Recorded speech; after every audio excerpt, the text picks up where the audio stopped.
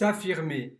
J'aimerais dans cette session te parler d'affirmation et comment justement tu peux augmenter ta confiance en toi et comment tu peux mieux t'affirmer dans les interactions que tu as avec les autres, avec toi, avec toi-même, oui, ça va être un peu difficile, mais avec les personnes, je sais pas, tes collègues, ton boss, peut-être des personnes avec qui eh bien, tu suis un cours de langue, ça peut être eh bien, d'autres étudiants si tu es étudiant, ça peut être à tes amis, ça peut être dans un groupe de personnes, peut-être que tu fais des conférences ou même avec des interactions dans la vie de tous les jours avec eh bien, le chauffeur de bus, avec la caissière de la boulangerie du coin, ça peut être avec eh bien, ta future copine ou bien ton futur copain, eh bien, comment tu peux t'affirmer et augmenter ta confiance en toi. Parfois, ce n'est pas facile. Et mais d'ailleurs, si tu regardes cette vidéo, c'est certainement pas très facile. Je vais simplement te donner quelques astuces. Ça va pas se passer du jour au lendemain comme cela par magie, mais petit à petit, tu vas augmenter ta confiance en toi. La première chose que tu devrais faire, c'est eh bien travailler sur ta posture. Tu dois tout simplement avoir une posture plus affirmée, une posture où tu as simplement, tu gonfles un petit peu ton thorax, tu mets tes épaules un petit peu plus en arrière, évidemment pas trop comme cela, mais un peu comme cela, tu te tiens bien droit, que ça soit debout, en marchant, assis, et tout le temps tu dois essayer eh bien, de retenir et de penser à cela, parce que sinon tu vas perdre l'habitude et eh bien, après 1 heure, après 2 heures, tu vas à nouveau t'asseoir comme cela, tu vas à nouveau marcher un peu recroquevillé sur toi-même. Et ça, évidemment, on sent que tu n'as pas confiance en toi et ça va te mettre à détriment par rapport à d'autres pour les opportunités, pour les choses que tu pourrais avoir dans la vie, mais simplement parce que ta posture n'est pas bonne, eh bien, ta confiance en toi ne va pas s'améliorer de la vie de tous les jours, vraiment, pense-y tout le temps, mais peut-être même des rappels toutes les heures sur ton téléphone, même des réveils. Tu sais, si tu as travaillé dans des franchises style Starbucks ou McDonald's, eh bien, ils ont des réveils, pas vraiment des réveils, mais des alarmes, des timers. Et toutes les heures, eh bien, ils doivent vérifier les toilettes. Toutes les 10 minutes, toutes les 5 minutes, ils doivent renouveler les hamburgers toutes les 30 minutes, non, pardon, toutes les 10 minutes par exemple pour Starbucks, ils doivent, ou tous les quarts d'heure, ils doivent vérifier les tables avec leur bac, avec leur, tu sais, leur bac et débarrasser les tables qui n'ont pas été débarrassées et nettoyer les tables. Et bientôt, tu vas faire pareil pour ta vie au quotidien. Tu vas mettre, mettons, un rappel toutes les 15 minutes, toutes les 20 minutes, toutes les heures pour te dire, ah, je dois bien me tenir bien droit pour te rappeler. Après, ça va être un automatisme, après, ça va faire partie de toi, mais vraiment, pose-y tout le temps. À chaque fois que tu te tiens plus comme ça, tu te dis, toi, ah oui, c'est vrai, je dois travailler sur ma posture.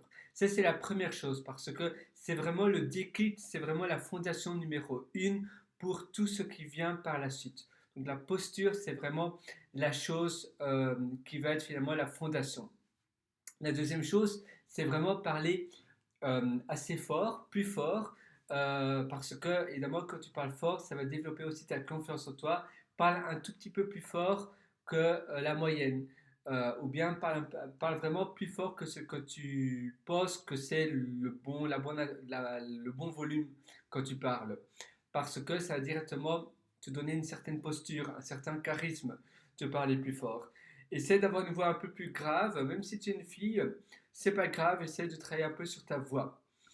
Enfin, tu dois vraiment travailler sur ce que tu sais. Mettons, si tu as un entretien d'embauche sur, je sais pas, tu as un entretien d'embauche, eh bien pour moi, je suis ingénieur en informatique. Quand j'ai un entretien d'embauche, peut-être en base de données, eh bien je vais réviser les 3 jours avant l'entretien et ainsi, je serai très bien ma matière et je vais être confident parce que je sais que ma matière, eh bien, je la connais par cœur, donc je n'ai rien à perdre.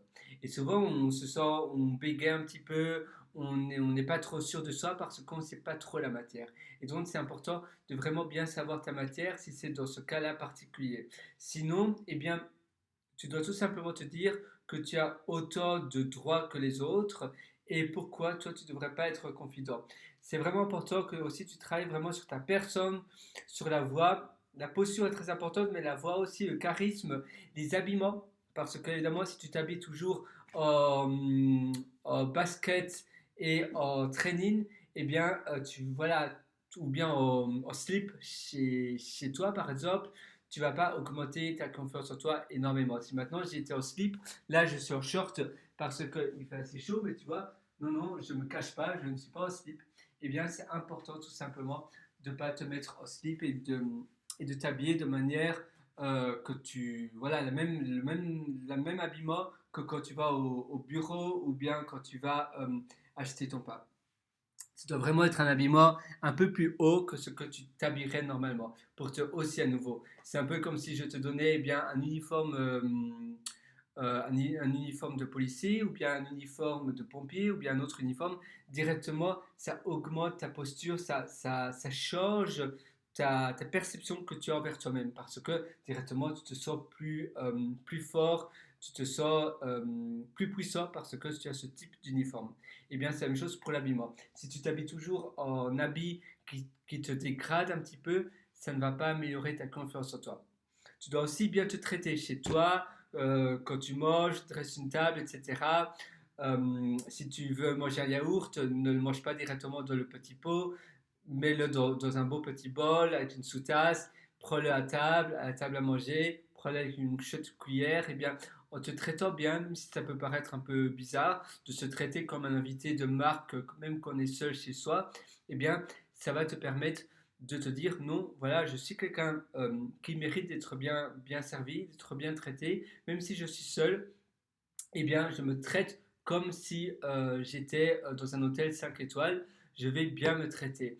Et ça va aider ton subconscient à percevoir ces choses de manière, voilà, ça va te permettre de te baigner dans une atmosphère qui est idéale pour toi et pour t'améliorer de plus en plus dans ta confiance en toi. Tu dois vraiment essayer de travailler sur ça. Enfin, évidemment, tous les jours, c'est la pratique finalement. Tous les jours, essaye de pratiquer des choses qui te font peur. Do one thing that scares you every day. Donc, fais quelque chose qui te fait peur tous les jours.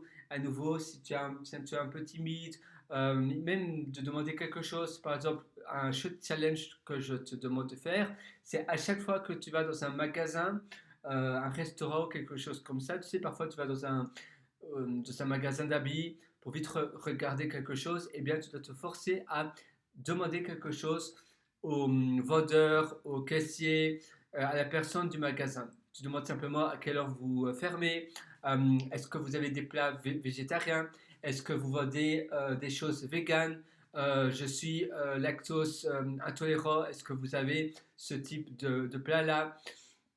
Dans un magasin d'habits, est-ce que vous avez la taille M pour ce t-shirt-là? À nouveau, à quelle heure vous fermez? À quelle heure vous ouvrez? Est-ce que vous êtes ouvert le dimanche?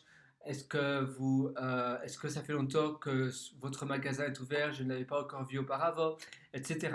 Toujours te forcer à demander quelque chose et en demandant cette chose-là, essaye vraiment de travailler sur ta posture et la manière dont tu parles.